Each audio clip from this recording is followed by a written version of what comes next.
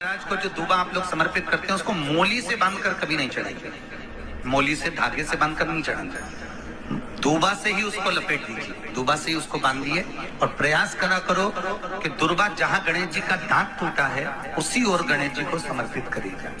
दुर्बा का क्रम है। मनोकामना प्राप्ति के लिए 21 दुर्बा, वंश वृद्धि के लिए 11 दुर्बा, कार्य सिद्धि के लिए 7 दुर्बा। गणेश जी की प्रियता है दुर्बा। क्या प्रियता है? दुर्बा। कितनी दुर्बा गणेश जी को समर्पित करी जाती है? मात्र 5। कितनी? आज के जमाने में लोग गट्ठा बनाकर चढ़ा दें, वो अपनी जगह पर 5 दुर्बा पंचम इंद्रियों को वश में करने के लिए और भगवान के 5 जो स्वरूप हैं उनको अपने भीतर उतारने के लिए पंच दुर्बा। और दुर्बा में भी 3 गांठ। जब दुर्बा समर्पित करी जाती है तो उसमें नीचे दुर्बा की डंडी पर गांठ रहती है, 3 छोटी छोटी गांठें होना चाहिए। कितनी गांठ? जो भगवान को समर्पित करी जाए। जिस लड़के और लड़की का विवाह नहीं होता, भगवान गणेश जी मैया को प्रसन्न करने के लिए 8 रूप में धारण करते हैं। 8 रूप भगवान गणेश जी ने धारण। एक मयूरेश्वर गणेश, दूसरा सिद्धि विनायक, तीसरा बल्लालेश्वर, फिर वरद विनायक, फिर चिंतामणि, फिर गिरजात्मज, फिर भगवान गणेश विघ्नेश्वर अष्ट विनायक, फिर महागणपति। ऐसे गणेश जी के 8 नाम हुए। उस समय तिजोरी के अंदर जो गणेश की प्रतिमा रखी जाती है किस नाम से रखी जाती है? तो तिजोरी में हम जो गणेश की प्रतिमा रखते हैं वो वरद विनायक के नाम से रखते हैं। कौन सा गणेश? वरद। वरद विनायक के नाम से तिजोरी में गणेश रखते हैं। और वरद विनायक के नाम से गणेश जी तिजोरी में रखाते हैं। आपको कथा में कहा था, घर में सीधी सूंड का गणेश और व्यापार व्यवसाय ऑफिस में उल्टी सूंड का गणेश होना चाहिए। वरद विनायक को तिजोरी में। जब मकान का गृह प्रवेश होता है तो गणेश जी की पूजन जो दरवाजे पर करी जाती है उसे सिद्धि विनायक गणेश कहते हैं। कौन सा गणेश? सिद्धि विनायक। जब हम घर में शुभ कार्य हो, बंदरवाल लगाएं, कोई दरवाजे पर शुभ लाभ लगाएं या स्वस्तिक बनाएं या माताएं दरवाजे पर रंगोली डालें तो उसी समय पर सिद्धि विनायक के नाम से रंगोली डालना चाहिए। तो घर में लक्ष्मी बढ़ती है, सिद्धता बढ़ती है। याद रखिए, कभी भी गणेश जी को, मिट्टी के गणेश जी लाते हो भादो महीने में, तो विसर्जन करो तो विसर्जन के समय पर 2 बिंदी, एक कंकु की एक हल्दी की, दीवार पर जरूर लगा देना चाहिए। क्यों?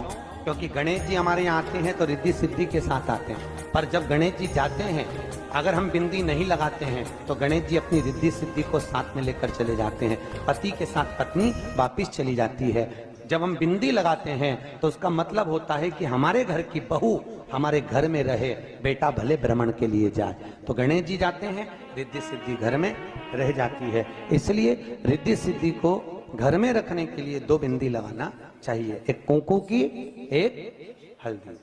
रिद्धि सिद्धि। हमने कहा गणेश जी फ्री रहने का केवल एक समय होता है, एक टाइम होता है, एक पल होता है, एक घड़ी होती है कि गणेश जी महाराज हमारे घर में आ गए।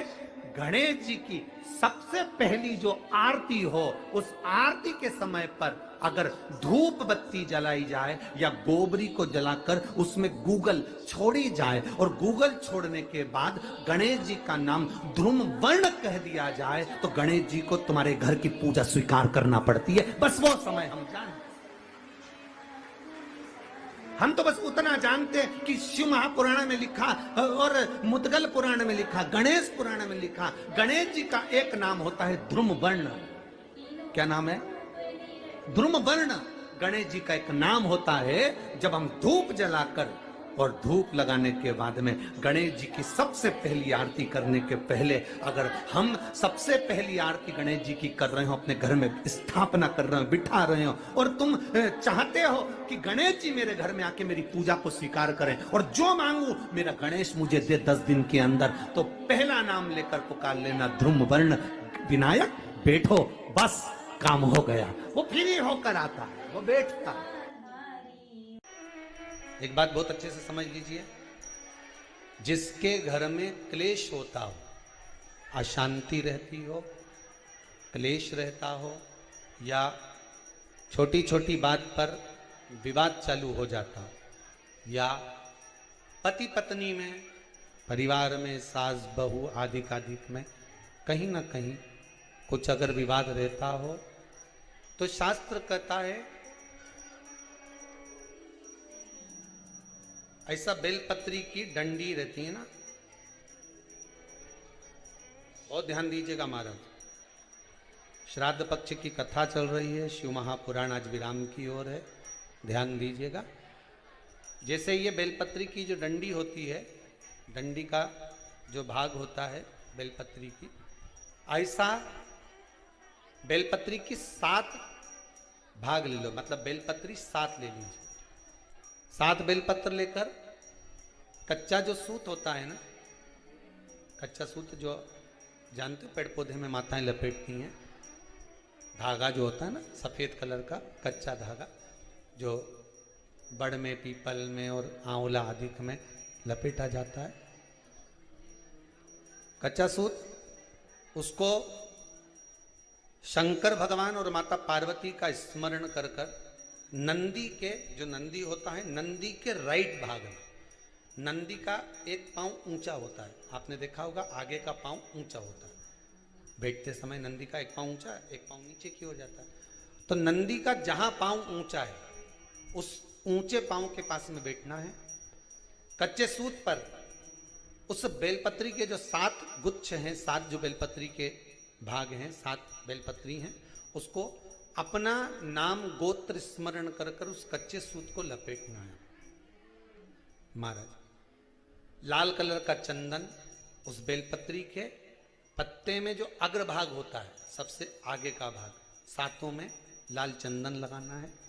महाराज उस चंदन को लगाकर आप प्रदोष के दिन, प्रदोष काल में शंकर भगवान को समर्पित अगर करते हैं, तो जिस घर का गोत्र बोला है उस घर में कभी क्लेश नहीं हो सकता, वो शांति का अनुभव, उसमें क्लेश नहीं हो सकता।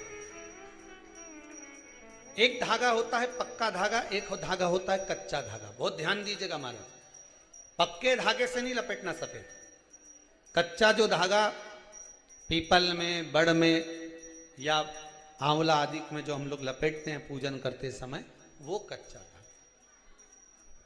और एक बात और आपको कहने,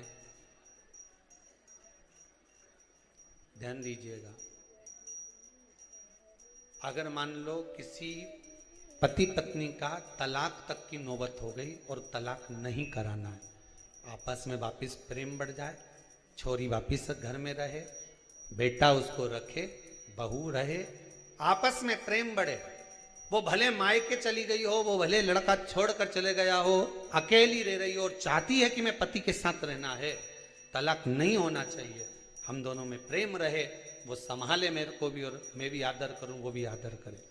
तो मेरा निवेदन है, कच्चा जो सूत होता है, कच्चा जो धागा होता है, नंदी के ठीक पीछे बैठकर कोई साथ में आपका परिवार का कोई व्यक्ति चले जाए और हस्तकमल को, जिसको अपने परिवार में वापिस रहना है, उस स्त्री हो या पुरुष हो, दोनों में से कोई भी नंदी के पीछे बैठकर, सोमवार की जिस दिन अष्टमी पड़े उस दिन नंदी के पीछे बैठकर हाथ को ऐसा बंद करना है, हाथ में एक बेलपत्री रखना है, सीधी सीधी बंद कर कर 7 बार उस हाथ पर कच्चा सूत लपेट देना है, उस सूत को वापस निकाल लेना है, बेलपत्री के साथ, बेलपत्री के साथ में, और बेलपत्री को तो अपने पास में रखना।